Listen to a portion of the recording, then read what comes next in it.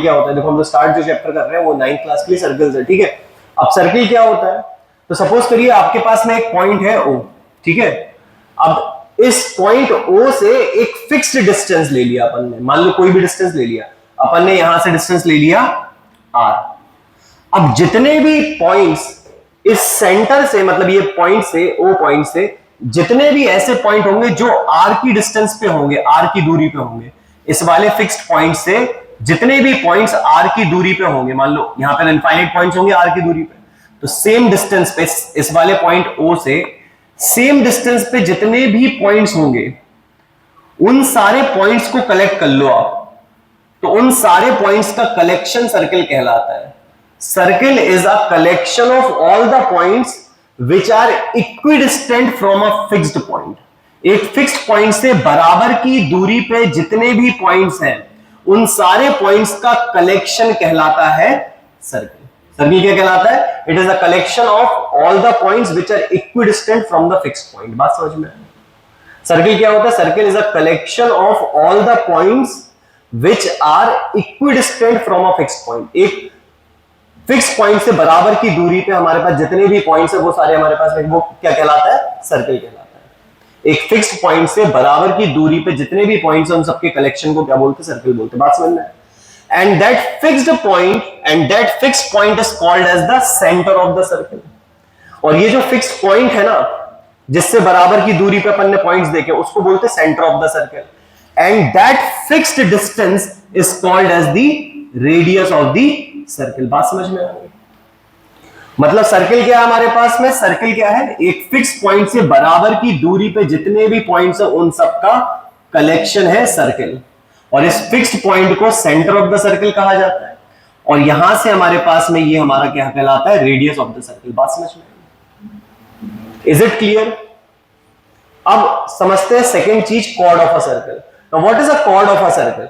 देखिए, सर्किल को किसी भी दो पॉइंट पे ऐसे ज्वाइन करती हुई अंदर से पास होने वाली लाइन, मतलब जो हमारे पास लाइन सेगमेंट है जो कि हमारे पास सर्किल के किसी दो पॉइंट्स को टच कर रहा है, उसको हम लोग बोलते हैं कॉर्ड ऑफ अ सर्किल। क्या बोलते हैं उसको? Chord of a circle. बात समझ? तो this is the chord of a circle. बात समझ में आ गई? क्या है? सर्किल की कॉर्ड कहलाएगी। Is it clear till here? उसके बाद में आपके पास में जो सेंटर से पास होती है कॉर्ड, जो कॉर्ड सेंटर से पास होगी, that is called as the diameter of the circle. इसको क्या बोलोगे आप? Diameter. Diameter of the circle क्या हो गया हमारे पास में? ये हमारे पास में सेंटर से पास होने वाली कॉर्ड को हम लोग डायमीटर ऑफ द सर्किल बोलते हैं। बात समझ में? जो सेंटर से कॉर्ड पास होगी उसको हम लोग डायमीटर बोलेंगे। बात समझ में आ गई? अब सेंटर से यहां तक का जो डिस्टेंस है वो रेडियस है, और सेंटर से यहां तक का डिस्टेंस जो है वो भी रेडियस है। तो यहां से यहां तक का डिस्टेंस, मान लीजिए ये कॉर्ड का नाम रख देते हैं ए बी। इस कॉर्ड का नाम हमने क्या दे दिया? A B. तो ये जो कॉर्ड ए बी है वो बेसिकली 2 टाइम्स आर के बराबर हो जाएगी। यहां से यहां तक आर, यहां से यहां तक आर, तो ए से बी तक कितना हो जाएगा? पूरा टोटल डिस्टेंस कितना हो जाएगा बेटा? ये हमारे पास में 2 आर हो जाएगा। बात समझ में आएगी? यहां तक बात क्लियर है? तो बेसिकली हमारे पास में क्या हो गया? डायमीटर जो हो गया वो हमारे पास ट्वाइस रेडियस हो गया। बात समझ में आया? या आप डायमीटर को छोटे डी से रिप्रेजेंट करोगे, diameter is equal to twice of radius, और you can say that radius is equal to 1/2 of diameter. Radius क्या हो जाएगा? 1/2 ऑफ डायमीटर। बात समझ? डायमीटर का हाफ होता है रेडियस, और डायमीटर क्या होता है? That is twice of radius. यहां तक बात क्लियर है? और ये सारी बातें तो लगभग आई थिंक सारे बच्चों को पहले से मालूम होगी। ठीक, अब सुनो, ये एक सर्किल है मान लीजिए, और सर्किल की ये एक कॉर्ड है, मान लो ये कॉर्ड है A B. This is the chord of a circle. ये सर्किल की क्या है? कॉर्ड है। यहां तक बात क्लियर? अब यहां पे जो ये रीजन है, जो ये एरिया बन रहा है, ये वाला एरिया, ठीक, एक एरिया इस साइड बनेगा और दूसरा एरिया किस साइड बनेगा? दूसरा एरिया हमारा इस साइड बनेगा। ये वाला एरिया सर्किल का, ये वाला। अगर एक कॉर्ड होगी तो कॉर्ड सर्किल को 2 एरियाज में डिवाइड कर देगी, एक ऊपर वाला एरिया, एक यहां पे एरिया दिख रहा है आपको। कोई भी कॉर्ड होगी सर्किल को 2 एरियाज में डिवाइड करेगी। बोलो हाँ या ना? तो ये जो रीजन है इसको कहते हैं सेगमेंट ऑफ अ सर्किल। ये वाले जो एरियाज आ गए जिसमें कॉर्ड ने सर्किल को डिवाइड कर दिया, these are called as the segments. क्या बोलेंगे? सेगमेंट। अब सर्किल को एक कॉर्ड दो सेगमेंट में तोड़ देगी, बोलो हाँ या ना। अब जो छोटा वाला सेगमेंट है उसको हम लोग बोलेंगे माइनर सेगमेंट, और जो हमारे पास में बड़ा वाला जो हमारे पास में रीजन बना, बड़ा वाला जो सेगमेंट है, इसको बोलेंगे मेजर सेगमेंट। तो ये हो गया हमारे पास में मेजर सेगमेंट और वो हो गया हमारे पास में माइनर सेगमेंट। तो एक कॉर्ड क्या करती? सेगमेंट्स में तोड़ देती सर्किल को। Is it clear? चलिए यहां तक बात समझ में आ रही है। फिर देखिए, अगर अपने पास में कोई सर्किल है, मान लीजिए एक सर्किल और ले लेते हैं यहां पे। अब मैंने ये सर्किल ले लिया और इस सर्किल का एक पार्ट ले लिया इसकी सरकमफ्रेंस का। बेसिकली ये जो पूरा का पूरा जो आपको इसका पेरीमीटर दिख रहा है ना, ये इसकी आउटर लाइन जो दिख रही है, बाउंड्री, इसको बोलते हैं हम लोग सरकमफ्रेंस। इसको क्या बोलते हैं? सरकमफ्रेंस। ये सर्किल की क्या है? सरकमफ्रेंस। बात समझ में आ रहा? ये जो कर्व्ड वाली लाइन दिख रही है, जो सर्किल बन रहा है, ये जो कर्व्ड वाली बाउंड्री दिख रही है सर्किल की, ये बेसिकली कहलाती है सरकमफ्रेंस। ये क्या कहलाती है? सरकमफ्रेंस। ये हमारी सरकमफ्रेंस हो, ठीक। अब इस सरकमफ्रेंस का कोई हिस्सा ले लिया आपने, पार्ट ले लिया, ये सरकमफ्रेंस का पार्ट ले लिया मैंने यहां पे, और मैंने इसको मार्क कर दिया ए बी, ठीक है। तो अगर अपन ने यहां पे दो पॉइंट्स ले लिए, एक पॉइंट ले लिया ए और दूसरा पॉइंट ले लिया बी, तो हमारे पास में एक हिस्सा ये हो जाएगा सर्किल का, ये वाला पार्ट हो जाएगा, और एक हमारे पास में ये वाला पार्ट हो जाएगा सरकमफ्रेंस का, ये वाला हिस्सा। बोलो हाँ या ना। तो सरकमफ्रेंस के जो पार्ट्स होते हैं उनको बोलते हैं आर्क। क्या बोलते हैं? Arc. A R C, arc. क्या बोलेगा ये? क्या कहलाएगा? आर्क। ठीक बेटा। अब एक आर्क अपन को यहां पे मिल गया ए बी, और एक आर्क यहां पे मिल गया ए बी, ठीक। तो एक आर्क जो है वो छोटे साइज का है और एक आर्क हमारे पास बड़े साइज का है। तो ये वाला जो आर्क हो जाएगा, इसको आप रिप्रेजेंट करोगे माइनर आर्क ए बी लिख के। ये माइनर आर्क ए बी हमारे पास में क्या हो गया? माइनर आर्क ए बी का मतलब हो गया ये वाला आर्क। बात समझ में आ गई? बात समझ में? इसको आप ऐसे भी लिख सकते हो, माइनर और ए बी लिख दो और ए बी के ऊपर ऐसे एक आर्क बना दो, तो माइनर आर्क ए बी। जैसे याद करो हम लोग लाइन सेगमेंट को किस तरह से लिखा करते थे? लाइन सेगमेंट को जैसे ए बी लाइन सेगमेंट होता था तो हम उसको ऐसे लिखते थे, ऊपर एक स्ट्रेट लाइन बना देते थे, याद है? ज्योमेट्री में हम लोग क्या करते हैं? ए बी पे ऐसे एक लाइन सेगमेंट बनाते तो ये हो जाता है लाइन सेगमेंट ए बी। तो यहां पे ये क्या हो जाएगा? आर्क ए बी, और यहां पे हमने लिख दिया माइनर आर्क ए बी, तो इस वाले की बात चल रही है। और अगर नीचे वाले की बात करेंगे यहां पे इस वाले की, तो इसको क्या लिखा जाएगा बेटा? इसको लिखा जाएगा मेजर आर्क ए बी। तो आप इसको ऐसे लिख सकते हो, या फिर आप लिख सकते हो मेजर आर्क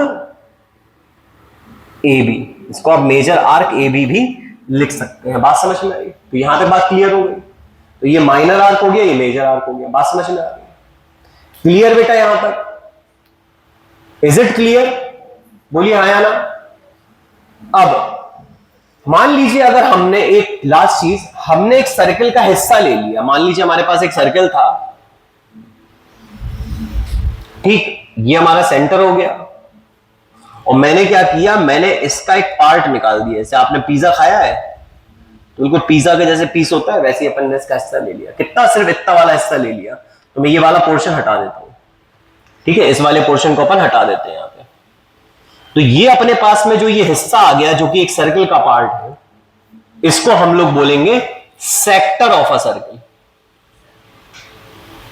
ये सेक्टर कहलाएगा। बात समझ में आ गया? Is it clear? ये क्या कहलाएगा? ये सेक्टर ऑफ अ सर्किल हो जाएगा। बात समझ में? ये टुकड़ा हो गया सर्किल का। Is it clear? क्लियर है बेटा यहां पे बात? ठीक। अब अगर सर्किल को दो इक्वल पार्ट्स में तोड़ दिया जाए, मान लीजिए सर्किल को मैं दो इक्वल हिस्सों में तोड़ देता हूं, यानी कि कॉर्ड बना दी जो कि सेंटर से पास हो रही, मतलब डायमीटर बना दिया, तो ये हमारे पास में क्या हो गया? ये हाफ ऑफ द सर्किल हो गया, ये हिस्सा, then this is called as semi circle. इसको क्या बोलते हैं? Semi circle. इसको क्या बोलते हैं? Semi circle. ठीक।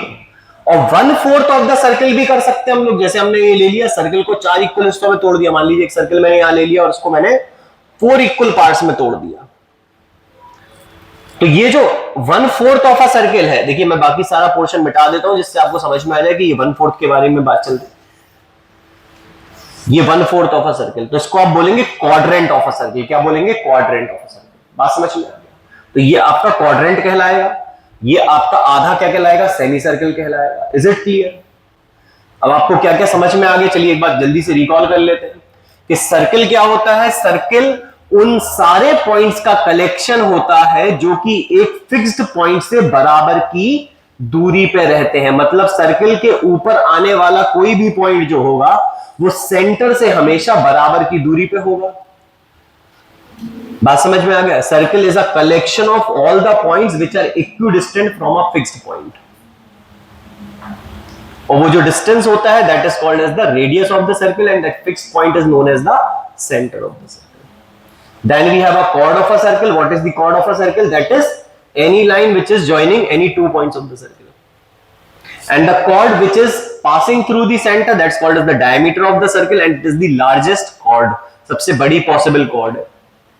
बात समझ में आ रही है? ये तो पढ़ा हुआ है ना सबने पहले भी। और डायमीटर क्या होता है? ट्वाइस ऑफ रेडियस होता है, सबको मालूम होगी बात। और रेडियस 1/2 ऑफ डायमीटर होता है। ये मैं बिल्कुल बेसिक बता रहा हूं आपको। फिर सर्कल के पास हमने कॉर्ड बना दी, तो कॉर्ड इसको क्या करेगी? 2 सेगमेंट्स में ब्रेक कर देगी। एक हो जाएगा छोटा सेगमेंट, एक बड़ा सेगमेंट, तो माइनर सेगमेंट, मेजर सेगमेंट। बात समझ में आ गई? फिर आपके पास में अगर आपने सर्कल की सरकमफ्रेंस का, यदि सर्कल की सरकमफ्रेंस का कोई पार्ट ले लिया आपने, तो उसको अपन बोलेंगे आर्क। छोटा वाला हिस्सा है माइनर आर्क और बड़ा वाला हिस्सा है major arc. Is it clear? फिर इसके बाद में हमारे पास सेमी सर्कल हो जाएगा। Half of the circle is known as semi circle and 1/4 of a circle is known as quadrant of a circle. Is it clear till here? यहां तक बात क्लियर है? ये अपना बेसिक फंडामेंटल है जो सर्कल्स के बारे में बेसिक शुरुआत करने से पहले चैप्टर की हमको मालूम होना चाहिए। तो यहां तक हम लोग को क्लियर है। Is it clear to everyone? बोलो भाई हाँ या ना, जोर से बोलो। हाँ ठीक, गुड। अब देखो यहां पे एंगल सबटेंडेड बाय अ कॉर्ड, क्या है यहां पे? Angle subtended bye a cord at a point. What is the meaning of angle subtended bye a cord? तो देखो अपन ने क्या किया, एक सर्कल ले लिया, राइट? ये हमारा क्या हो गया? सर्कल। ठीक। अब इस सर्कल पे हमने एक क्या बना दिया? एक कॉर्ड बना दिया। तो आपके पास में ये हो गई हमारी एक कॉर्ड। ठीक, ये कॉर्ड हो गई ए बी। अब ये कॉर्ड एंगल कितना सबटेंड करेगी सेंटर पे, ये हमको निकालना है। क्या निकालना है? कॉर्ड ए बी एंगल कितना सबटेंड करेगी सेंटर पे। तो बेटा ये जो कॉर्ड है, इस कॉर्ड से सेंटर पे कितना एंगल सबटेंड हुआ? तो जितनी इसकी लेंथ होगी, मान लो बड़ी कॉर्ड होती तो ऐसे एंगल सबटेंड करती, बड़ा छोटी कॉर्ड होती तो छोटा एंगल सबटेंड करती। तो यहां पे कॉर्ड के एंड पॉइंट से आप क्या कर दो? ज्वाइन कर दो सेंटर ऑफ द सर्कल को। सेंटर ऑफ द सर्कल हमने ओ ले लिया। तो this angle which is at the centre, ये वाला एंगल जो कि हमारे पास कॉर्ड के एंड पॉइंट से बना के मिला के आ रहा है, this is known as the angle subtended by the chord. समझ में आया? तो this is the angle subtended by the chord at the centre. तो angle subtended bye a cord at a point. अच्छा, एट अ पॉइंट लिया हुआ है इन्होंने, तो पहले तो ये समझ लो ये सेंटर पे आ गया। तो angle subtended by the chord at centre, this will be the angle subtended by the chord at the centre. अब मान लो कोई पॉइंट है P, ये वाला पॉइंट P हो गया हमारे पास। तो इस पॉइंट P पे जो एंगल सबटेंड होगा वो हमारे पास में यहां से इस पॉइंट P को ज्वाइन कर दो दोनों कॉर्ड्स के एंड पॉइंट से। तो this will be the angle subtended by the chord at a point. Is it clear? बात समझ में आई? मान लीजिए हमारे पास में एक पॉइंट आप यहां ले लो Q, इस पॉइंट को हम नाम दे देते हैं Q। तो angle subtended by the chord AB at Q, यहां पे अपने पास में Q पे ही एंगल सबटेंडेड आ जाएगा। बात समझ में आ रही? तो ये हमारे पास में एंगल हो गया जो कि P पे सबटेंड हो रहा था, इसको θ1 ले दे रहे हैं, और ये हमारे पास मान लीजिए θ2 हो गया। तो ये हमारे पास में एंगल हो गया एट दी पॉइंट Q। बात समझ में आ गई? Is it clear till here? बोलो हाँ या ना? यहां तक बात समझ में आ रही है आप लोगों को? चलिए अब आ जाते हैं हमारे पास में इसके थ्योरम पे। देखिए आप, जो पहली थ्योरम है इस चैप्टर की, that is equal chords subtend equal angle at the centre. अब आपके पास में अगर हमारे पास में कॉर्ड्स बराबर होंगी तो वो सेंटर पे जो एंगल सबटेंड करेंगी वो भी बराबर होगा। क्या है theorem? Equal chord subtend equal angle at the centre. तो थ्योरम क्या है हमारे पास में? Equal chords of a circle subtend equal angle at the centre. बेटा जो भी हमारे पास बराबर कॉर्ड्स होती हैं सेम सर्कल के अंदर, मान लीजिए एक सर्कल है, सर्कल में दो कॉर्ड है और दोनों की लेंथ कैसी है? बराबर। तो वो जो सेंटर पे एंगल सबटेंड करेंगी वो भी कैसा होगा? बराबर होगा। लेट अस प्रूव दिस, इसको प्रूव करते हैं। तो देखिए मान लीजिए हमारे पास एक सर्कल है, ये वाला, ये हमारा सर्कल हो गया। अब इस सर्कल में मैंने एक कॉर्ड यहां ले लिया, मान लीजिए इस कॉर्ड का नाम रख देते हैं ए बी, ठीक है, और ये हमारा हो गया सेंटर ओ, ठीक है भाई। अब इस सेंटर पे ये जो एंगल सबटेंड करेंगी वो ये होगा। बात समझ में? बोलिए यस और नो।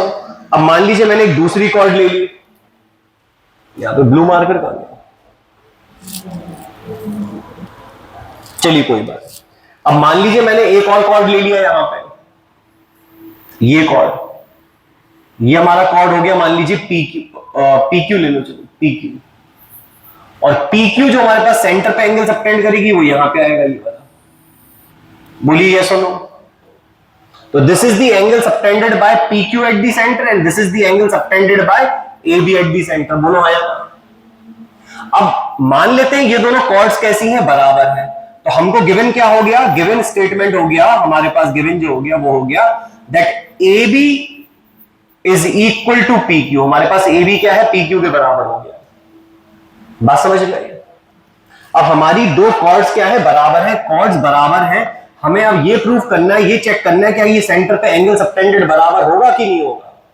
तो देखिए इसके लिए मैंने क्या किया, मैं ले लेता हूं इन ट्राइंगल में दो ट्राइंगल कंसीडर कर लेता हूं, A O B, triangle A O B and triangle P O Q. अब देखिए एओबी ट्राइंगल और पीओक्यू ट्राइंगल में हमारे पास एबी और पीक्यू तो बराबर है, तो इसकी एबी इस वाले ट्राइंगल की और इसकी पीक्यू बराबर है कि नहीं है? बोलिए हाँ या ना। अब एओ जो होगी वो रेडियस ऑफ सर्कल के बराबर होगी और बीओ जो होगी वो भी रेडियस ऑफ सर्कल के बराबर होगी और हमारे पास में पीओ जो होगी वो भी रेडियस ऑफ सर्कल के बराबर होगी और आपके पास OQ जो होगी वो भी रेडियस ऑफ सर्कल के बराबर होगी। बोलो बच्चों हाँ या ना। अब ये चारों की चारों रेडियस ऑफ सर्कल के बराबर है और हमको पता है कि रेडियस बराबर होता है, तो यानी कि ये चारों आपस में बराबर होंगी कि नहीं होंगी। That means we can say that AO will be equal to PQ, PO sorry, AO will be equal to PO and हमारे पास में OB will be equal to OQ, OB will be equal to OQ। अब इस triangle की ये वाली side इसके बराबर होगी, ये वाली साइड इस वाली के बराबर होगी, तो side side side side side side इन तीनों साइड बराबर है दोनों ट्राइंगल्स की, तो ये दोनों कॉन्करेंट हो गए कि नहीं हो गए। तो by S V can say that triangle AOB is congruent to triangle POQ। अब ये दोनों ट्राइंगल बराबर है तो इनके करस्पॉन्डिंग पार्ट्स भी बराबर होंगे, therefore by CPCTC that is corresponding parts of congruent triangles are congruent, therefore we can say that angle AOB बराबर हो जाएगा एंगल POQ के, therefore we can say that angle AOB will be equal to angle POQ, isn't it? बोलिए हाँ, ये दोनों angles बराबर हो गए कि नहीं। तो यहां पे हमारी थ्योरम क्या प्रूव हो गई कि अगर हमारे पास में इक्वल कॉर्ड्स होंगी सर्कल की तो वो सेंटर पे जो एंगल सबटेंड करेंगी वो भी हमारे पास बराबर होगा। Is it clear? बोलिए यस और नो बच्चों, यहां तक बात क्लियर है? बोलिए हाँ या ना, जोर से बोलो। हाँ वेरी गुड। चलिए इसके बाद चलते हैं नेक्स्ट थ्योरम की ओर। तो नेक्स्ट थ्योरम क्या है? इसी की कन्वर्स थ्योरम होगी नेक्स्ट वाली, ये आ गई हमारे पास में नेक्स्ट थ्योरम जो कि कन्वर्स है इसी का। अभी हमारी थ्योरम ने क्या कहा था, अभी थ्योरम कह रही थी कि अगर कॉर्ड्स बराबर है तो angle subtended at the centre बराबर होंगे। अब ये इसकी कन्वर्स थ्योरम कहेगी कि अगर सेंटर पे सबटेंडेड एंगल्स बराबर है कॉर्ड के तो कॉर्ड्स भी बराबर होंगी। मतलब अगर कॉर्ड्स बराबर है तो एंगल सबटेंडेड बराबर होगा, और अगर हमारे पास एंगल सबटेंडेड बराबर है तो कॉर्ड भी बराबर होंगी। बात समझ में आई? तो चलिए यहां पढ़ लेते हैं। If the angle subtended by the chords of a circle at the centre are equal then the chords are also equal. तो मत समझ में आ गया, अगर सेंटर पे एंगल सबटेंडेड बाय कॉर्ड्स बराबर है तो कॉर्ड्स भी बराबर होंगी।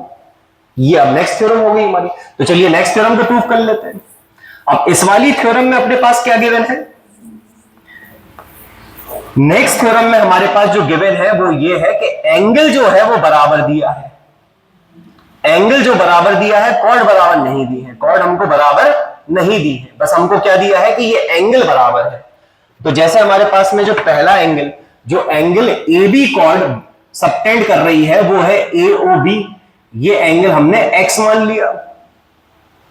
और जो हमारे पास में एंगल PQ कॉर्ड सबटेंड कर रही है वो है POQ, वो हमने y मान लिया। मान लो, बोलो आया ना?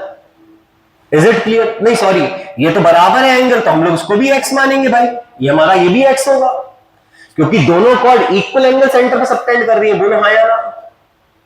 अब बेटा ये वाली जो साइड है इस वाले ट्राइंगल की AOB की, वो रेडियस के बराबर है, ये BO जो है वो भी रेडियस के बराबर है, इस वाले की OP रेडियस के बराबर है और इसकी OQ रेडियस के बराबर है। ठीक, तो अब हम लोग लिखेंगे इन ट्राइंगल कौन कौन सा, AOB एंड ट्राइंगल कौन सा, PO। अब आप इसमें देखो इन दोनों ट्राइंगल्स में, तो ये वाली साइड इस वाली साइड के बराबर है, ये वाली साइड इस वाली साइड के बराबर है, मतलब ये वाली साइड इसके बराबर है, और इनके बीच का एंगल बराबर है। तो side angle side, side angle side से ये दोनों ट्राइंगल कॉन्करेंट हो जाएंगे कि नहीं हो जाएंगे? बोलो ये सुनो। तो अगर ये दोनों ट्राइंगल कॉन्करेंट होंगे तो बाय CP CTC इनकी ये कॉर्ड बराबर, ये वाली साइड बराबर होगी कि नहीं होगी? होगी। तो अगर दो कॉर्ड्स बराबर एंगल सबटेंड करेंगी सेंटर पे तो वो कॉर्ड्स भी बराबर होंगी। तो दोनों थ्योरम हमें समझ में आ गई होंगी। पहली थ्योरम हमसे क्या कह रही थी, वो हमसे कह रही थी कि यदि दो कॉर्ड्स की लेंथ बराबर है तो वो सेंटर पे इक्वल एंगल सबटेंड करेंगी। और उसकी कन्वर्स थ्योरम क्या हो जाएगी, अगर दो chords of a circle centre पे बराबर एंगल सबटेंड करती है तो वो कॉर्ड्स भी बराबर होंगी। बात समझ में आ गई? Is it clear till here? बोलिए आया ना? ये दोनों थ्योरम समझ में आ गए बेटा? आपको क्लियर है कि नहीं है? ठीक, अगला देखिए।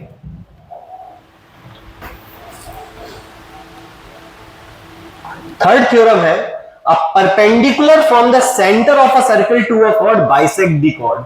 इसका क्या मतलब हुआ, चलिए देख लेते हैं।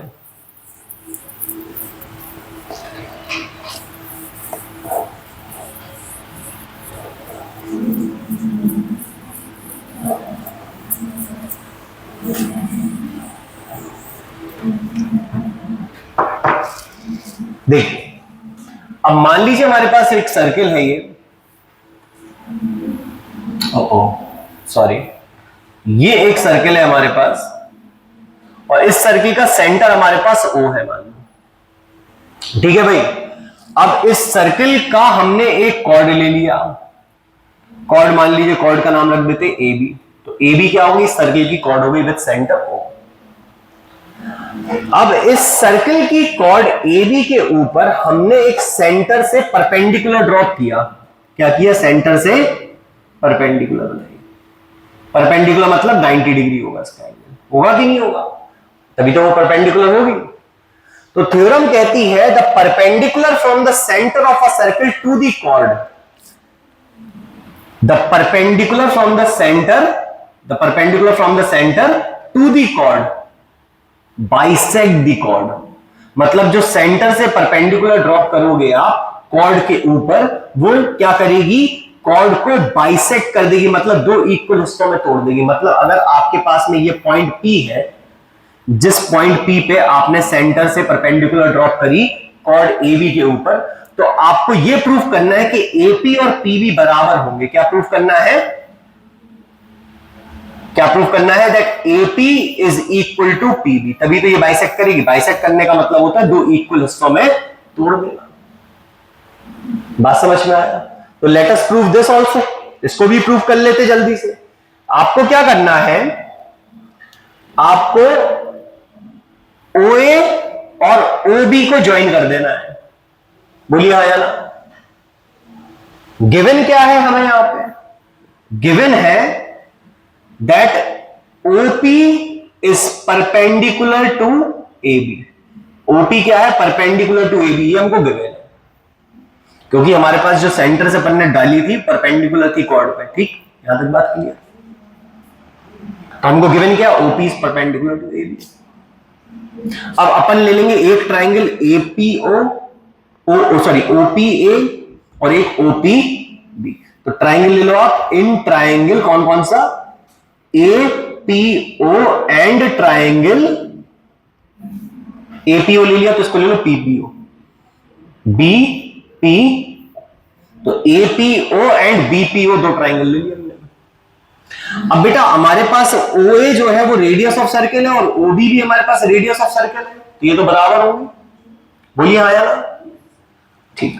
अब हमारे पास यहां पे angle OPA will be equal to angle OP equal to 90 degree. होगा कि नहीं होगा? ये एंगल 90 डिग्री होगा। बोलिए हाँ या ना? अब आपके पास में ये जो है OA बराबर होगी OB के। OA will be equal to OB because both of them are equal to radius of the circle. बोलो हाँ या ना?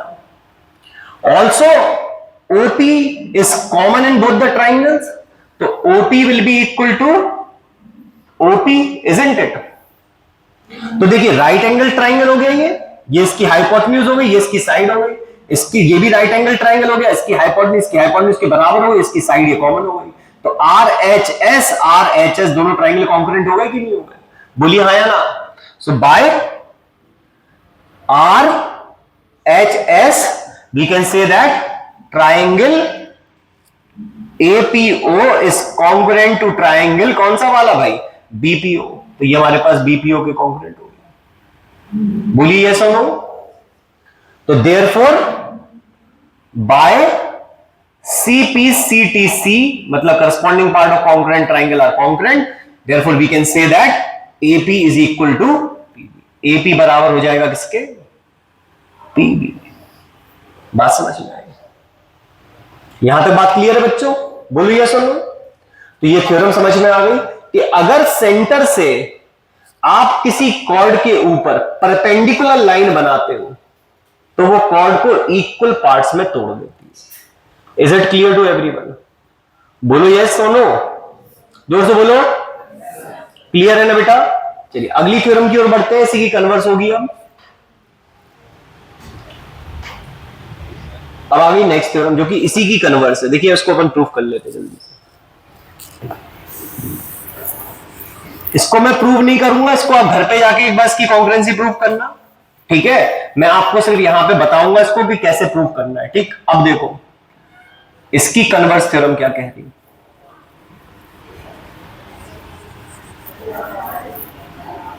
अभी अपन ने क्या प्रूफ किया था? अभी अपन की थ्योरम क्या कह रही थी? वो कह रही थी कि अगर अपन सेंटर से परपेंडिकुलर ड्रॉप करेंगे तो वो उसे इक्वल पार्ट्स में तोड़ेगी। अब इसकी कन्वर्स थ्योरम क्या है कि अगर आप सेंटर से, यदि आप सेंटर से कोई ऐसी लाइन बनाते हो जो कि कॉर्ड को बाइसेक्ट कर दे, जो कि कॉर्ड को क्या कर दे? बाइसेक्ट कर दे। मतलब a line drawn from the centre to bisect the chord. मतलब सेंटर से एक लाइन बनाई किस लिए? कॉर्ड को बाइसेक्ट करने के लिए। समझ में आई बात? मतलब सेंटर से तुमने मिड पॉइंट जोड़ दिया कॉर्ड का, सिंपल बात। समझ में आई बात? तो वो जो लाइन होगी जो सेंटर से कॉर्ड को बाइसेक्ट करने के लिए ड्रॉ की जाएगी, मतलब सेंटर से जो मिड पॉइंट पे आएगी वो परपेंडिकुलर होगी। ये प्रूफ करना है कि परपेंडिकुलर होगी। बात समझ में आई? ठीक, चलो मैं कर ही देता हूं इसको प्रूफ। तो देखिए आपने एक लाइन ड्रॉ करी सेंटर से टू बाइसेक्ट द कॉर्ड, मतलब हमारे पास P मिड पॉइंट हो जाएगा, तो AP और PB बराबर हो जाएंगे। बोलो हाँ या ना? Am I right or wrong? ये ना theorem, the line drawn through the centre of a circle to bisect a chord is perpendicular to the chord. तो हमने क्या करा, हमने सेंटर से एक लाइन ड्रॉ करी टू बाइसेक्ट द कॉर्ड। हमको अब ये प्रूफ करना है कि ये कॉर्ड, ये जो लाइन है वो परपेंडिकुलर होगी कॉर्ड की, ये प्रूफ करना है, दैट विल बी परपेंडिकुलर। तो बेटा आपने क्या करना है, आपने OA और OB को जैसे पहले ज्वाइन किया था वैसे ज्वाइन कर दो, तो ये हो जाएगा रेडियस और ये हो जाएगा रेडियस। और ये अपन को गिवन क्या होगा, अब अपने पास गिवन चीज क्या होगी, अपने पास गिवन डेटा क्या है, गिवन है अपने पास में that AP is equal to PB, क्योंकि हमने कॉर्ड बनाई ही ऐसे थी कि बाइसेक्ट करे, तो ये चीज के बराबर हो गई। बोलो हाँ या ना? बोलिए यस और नो? तो हमारे पास अब देखिए फिर से ट्राइंगल ले लेंगे, in triangle OPA and triangle OPB। बोलो हमारे पास में क्या हो जाएगा बेटा, AP बराबर PB, AP बराबर BP। बोलो भाई हाँ या ना? साथ ही साथ OA बराबर OB, OA बराबर OB, because they are both are the radius of the circle, and OP common है दोनों में, तो OP इज इक्वल टू क्या आ गया, OP। बोलो बच्चों हाँ या ना? बच्चों समझ आ रहा बेटा कि आपने कोई नहीं आ रहा? बोलो।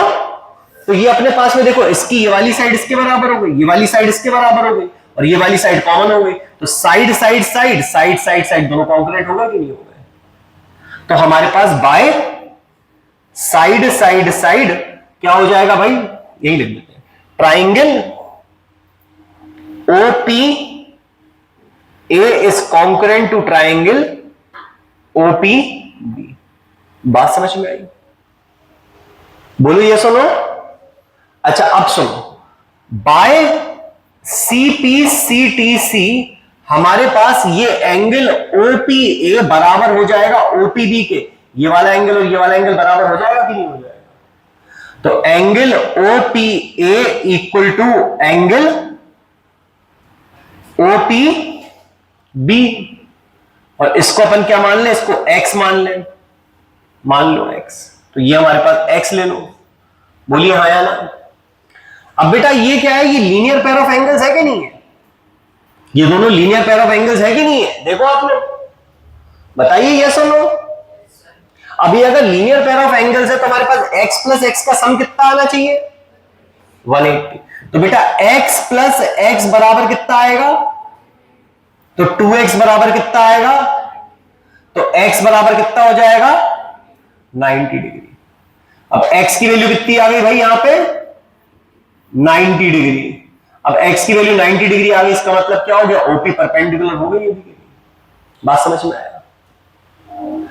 तो अगर आप सेंटर से किसी कॉर्ड पे परपेंडिकुलर ड्रॉप करते हैं, यदि आप सेंटर से किसी कॉर्ड पे परपेंडिकुलर ड्रॉप करते हैं तो वो आप क्या करती है, कॉर्ड को बाइसेक्ट करती है।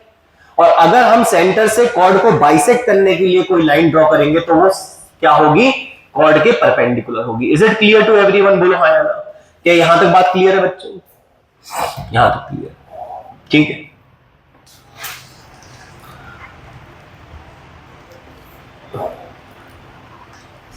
इसके बाद कोई और थ्योरम है क्या? चलिए इसके बाद कल देखेंगे भाई।